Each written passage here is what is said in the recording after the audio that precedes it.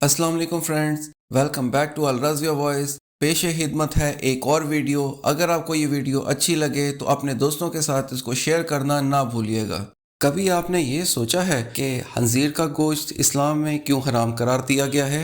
यही सवाल सुल्तान सलाहुद्दीन अयूबी के ज़माने में एक औरत ने किया, जो कि इस्लाम पर रिसर्च कर रही थी। इसने इस्लाम के बारे में बहुत कुछ सीखा और बहुत कुछ पढ़ा।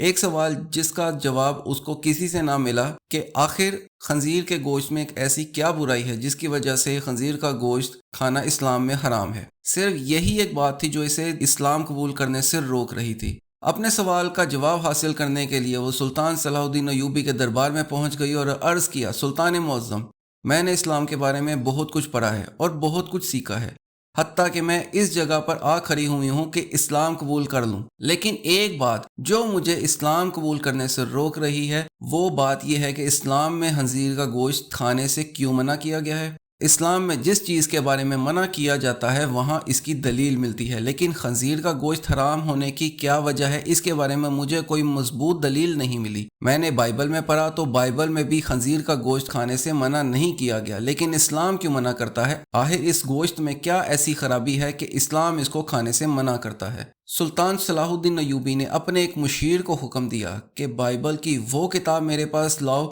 जो अपनी असली हालत में हो। जब बाइबल की किताब पेश की गई तो सुल्तान ने वो हवाला तलाश करके इस यहूदी औरत को दिखाया जहां पर लिखा हुआ था कि खंजीर का गोश्त खाना मना है।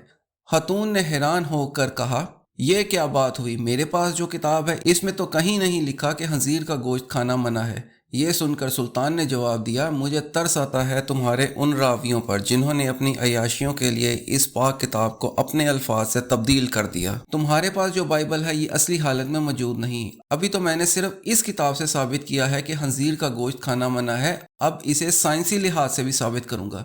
फिर सुल्तान ने इस यहूदी औरत को हुक्म दिया कि कल तुम खंजीर का गोश्त पका कर दरबार में हाजिर होना।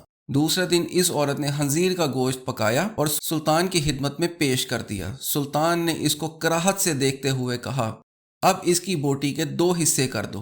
खातून ने जब छुरी से बोटी के 2 हिस्से किए तो दरमियान से गोश्त कच्चा था।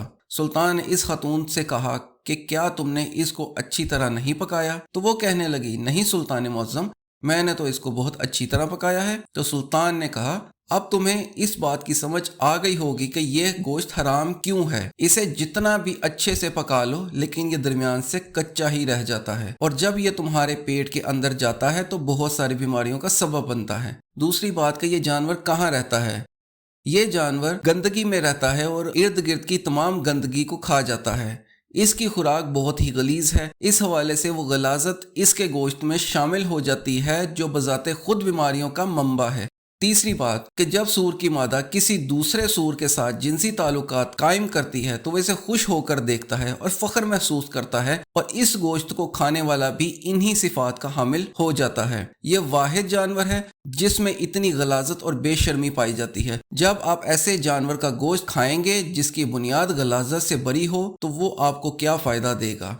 ये बात सुनकर यहूदी औरत सुल्तान सलाहुद्दीन अयूबी के सामने झुक गई और कहा, सुल्तान मुअज़्ज़म, अब आप ही मुझे कलमा पढ़ा दें। सुल्तान सलाहुद्दीन अयूबी ने इस औरत को कलमा पढ़ाया और दरबार अल्लाह अकबर के नारों से गूंज उठा। इस्लाम दीन बरहक है। अल्लाह अज़्ज़ व जल के हर हुक्म में कोई ना कोई मसलहत पोशीदा है। आज की साइंस भी इस्लामी अहकाम को जांच कर इस दीन के बरहक होने की दलील पेश करती है। सुभान अल्लाह।